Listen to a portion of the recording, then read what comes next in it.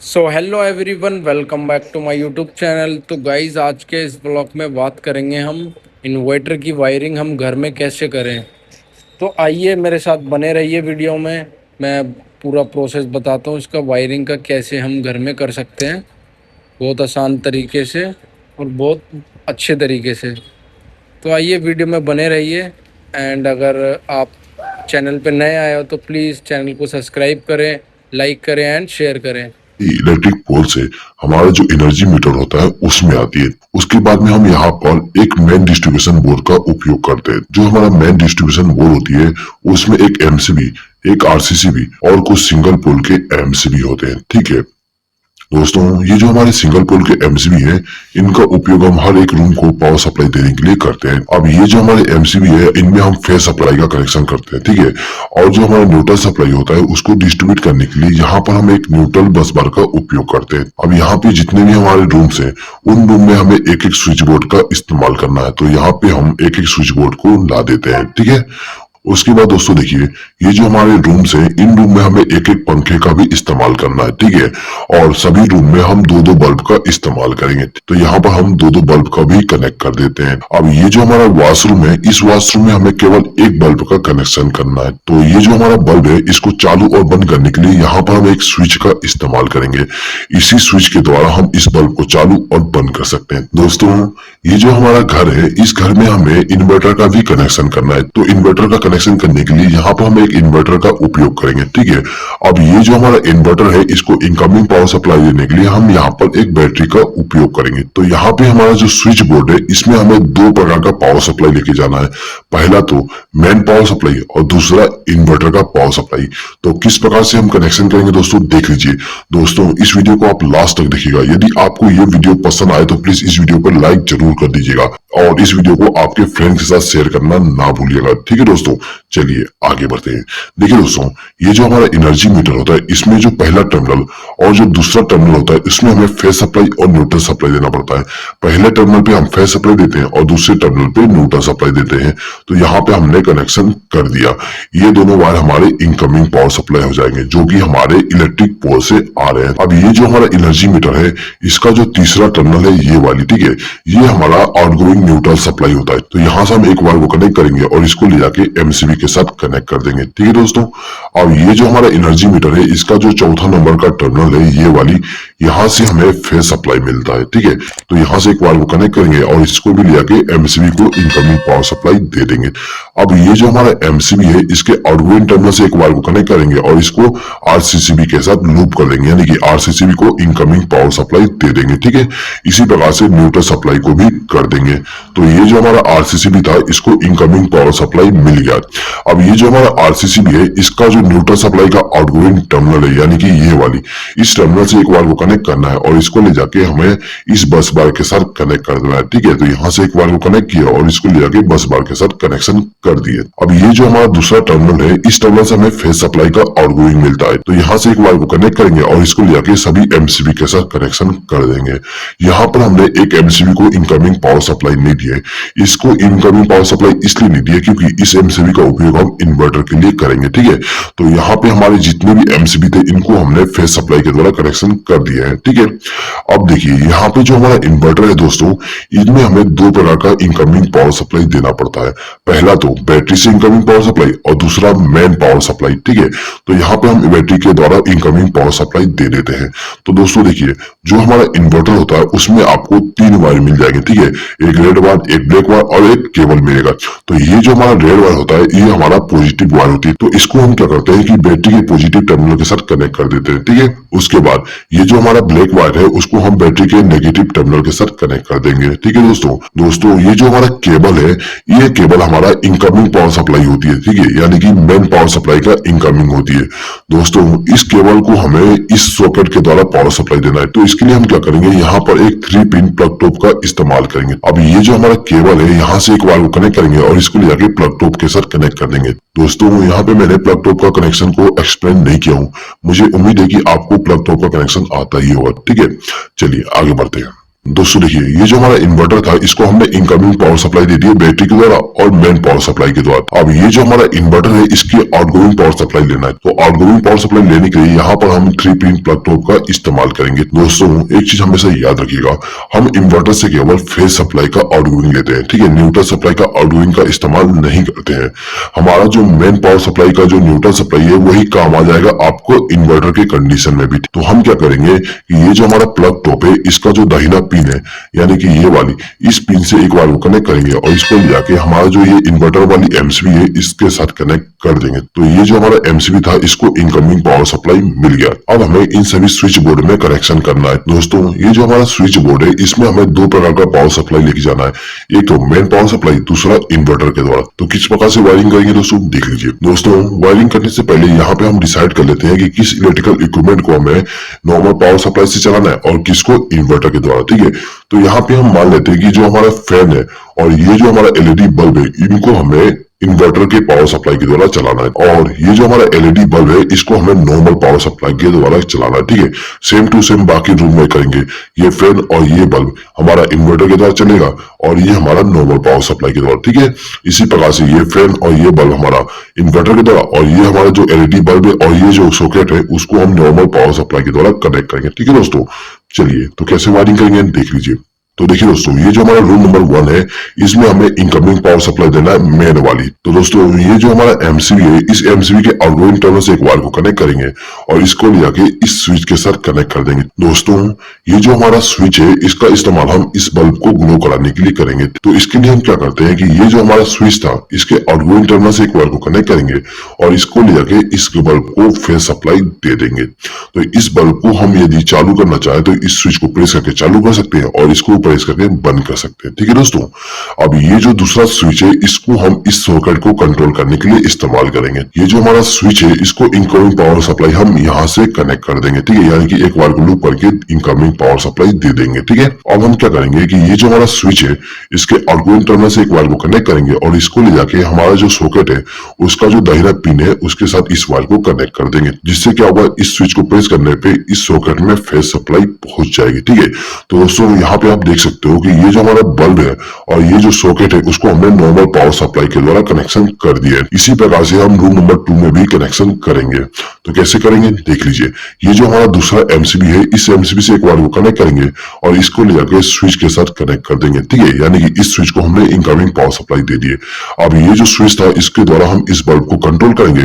तो क्या करेंगे इसके आउटगोइंग टर्मिनल से एक वायर को कनेक्ट करेंगे और इस बल्ब को फेज सप्लाई दे देंगे, ठीक है।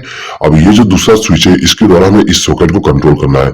तो हम क्या करेंगे यहाँ से एक वायर को लूप करके इसको इनकमिंग पावर सप्लाई दे देंगे और इसके आउटगोइंग टर्मिनल से एक वायर को कनेक्ट करके इस सॉकेट को इनकमिंग पावर सप्लाई दे देंगे फेज सप्लाई का। इसी प्रकार से ये जो हमारा रूम नंबर 3 है इसको हम कनेक्शन करेंगे। तो इसके लिए हम क्या करते हैं, ये जो हमारा तीसरा एमसीबी है इसका उपयोग करेंगे। तो यहाँ से एक वायर को कनेक्ट किया और इसको ले जाके हमारा जो स्विच बोर्ड है उसको इनकमिंग पावर सप्लाई दे दूंगा, ठीक है। अब ये जो स्विच है उसके द्वारा हम इस बल्ब को कंट्रोल करेंगे। तो यहाँ से एक वायर को कनेक्ट करके इस बल्ब को फेज सप्लाई दे दूंगा। अब ये जो सॉकेट है इसको हम इस स्विच के द्वारा कंट्रोल करेंगे। तो इसको हम इनकमिंग पावर सप्लाई यहाँ से लूप करके कर देंगे। अब इसका जो आउटगोइंग टर्मिनल है वहां से एक वायर को कनेक्ट करेंगे और इस सॉकेट को फेज सप्लाई दे देंगे, ठीक है दोस्तों।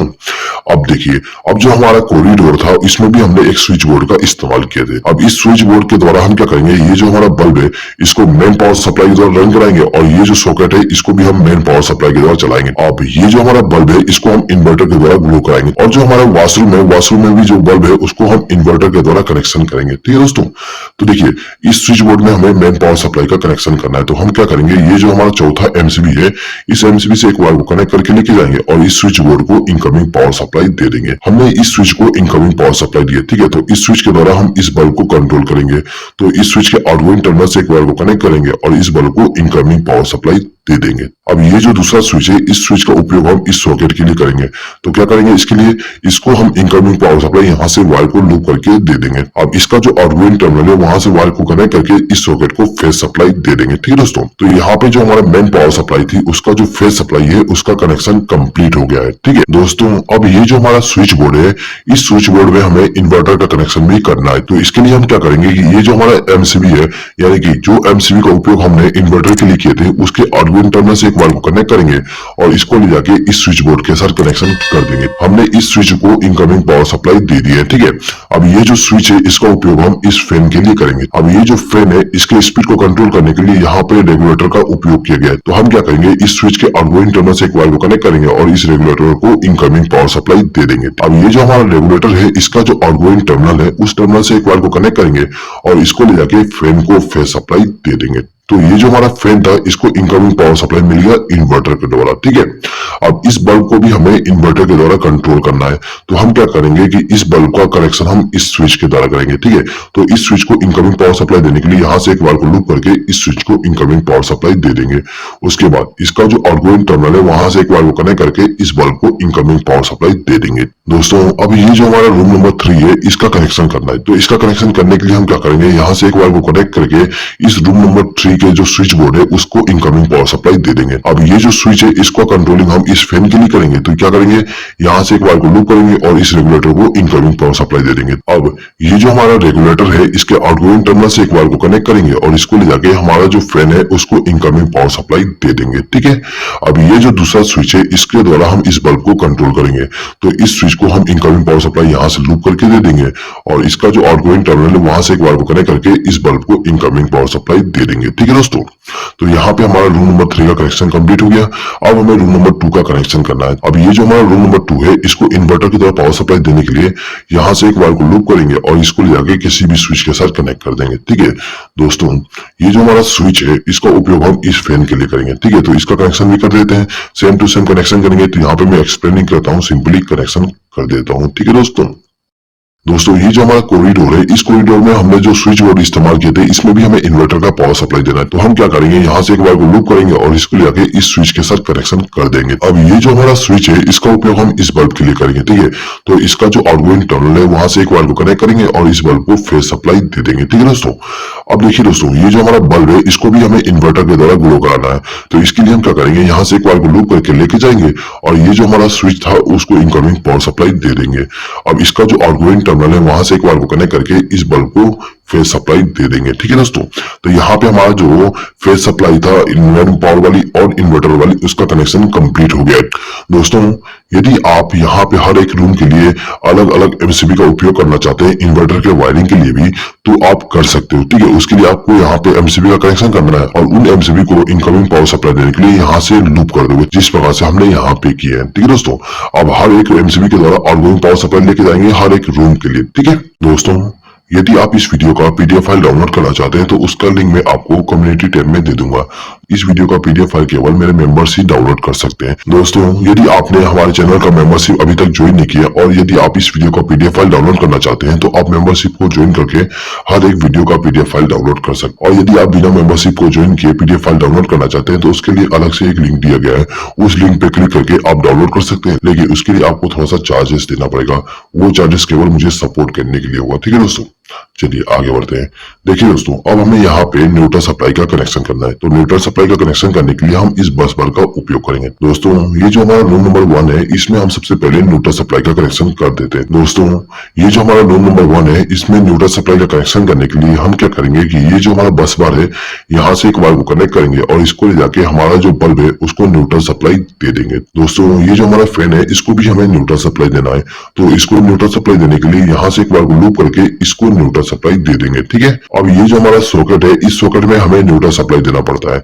तो इसके लिए हम क्या करेंगे, यहाँ से एक वायर को लूप करके लेके जाएंगे और इस सॉकेट को न्यूट्रल सप्लाई दे देंगे, ठीक है दोस्तों। अब ये जो हमारा रूम नंबर 2 है इसमें भी हमें न्यूट्रल सप्लाई का कनेक्शन करना है, ठीक है। तो न्यूट्रल सप्लाई का कनेक्शन करने के लिए यहाँ से एक वायर को कनेक्ट करके लेके जाएंगे और ये जो हमारा फैन है उसको न्यूट्रल सप्लाई के द्वारा कनेक्शन कर देंगे, ठीक है। अब इन दोनों बल्ब को भी हमें न्यूट्रल सप्लाई देना है। तो यहाँ से एक वायर को लूप करके इन दोनों बल्ब को न्यूट्रल सप्लाई दे देंगे। अब देखिए ये जो हमारा सॉकेट है इसका जो लेफ्ट हैंड साइड का पिन है उस पिन में हमें न्यूट्रल सप्लाई देना है, ठीक है। तो यहाँ से एक वायर को कनेक्ट करेंगे और इसको न्यूट्रल सप्लाई दे देंगे, ठीक है। इसी प्रकार से हमारा जो रूम नंबर 3 है उसको न्यूट्रल सप्लाई देना है। तो हम यहाँ से एक वायर को कनेक्ट करके लेके जाएंगे और इस रूम में जो न्यूट्रल सप्लाई का कनेक्शन करना है वहां पर ले जाके कनेक्शन कर देंगे। ठीक है, तो हमने सबसे पहले इस फैन को न्यूट्रल सप्लाई दे दी है। अब हमें इस बल्ब को न्यूट्रल सप्लाई देना है, तो यहाँ से हम दोनों को न्यूट्रल सप्लाई दे देंगे। दोस्तों यहाँ पे आप एक चीज नोटिस कर सकते हो कि ये जो हमारा बल्ब था उसको हमने इन्वर्टर के द्वारा कनेक्शन किए और ये जो हमारा बल्ब है उसको हमने मेन पावर सप्लाई के द्वारा कनेक्शन किया। ठीक है, और दोनों को हमने same to same neutral supply दिए। ठीक है, यहाँ पर हम same to same neutral supply इसलिए दिए क्योंकि हमारा जो न्यूट्रल सप्लाई है वो कॉमन नहीं होता है, तो हमें यहाँ पे इन्वर्टर के द्वारा न्यूट्रल सप्लाई देने की अलग से जरूरत नहीं होती है। हम मेन पावर सप्लाई वाली न्यूट्रल सप्लाई को इस्तेमाल कर सकते हैं। ठीक है दोस्तों, चलिए आगे बढ़ते हैं। अब देखिए दोस्तों, ये जो हमारा सॉकेट है इस सॉकेट में भी हमें न्यूट्रल सप्लाई देना है, तो इसके लिए क्या करेंगे, यहाँ से एक बार लूप करके इसको न्यूट्रल सप्लाई दे देंगे। ठीक है, अब ये जो हमारा स्विच बोर्ड है इसमें भी हमें न्यूट्रल सप्लाई देना है। ठीक है, तो इसके लिए हम यहाँ से एक बार लूप करके इसको न्यूट्रल सप्लाई दे सकते हैं।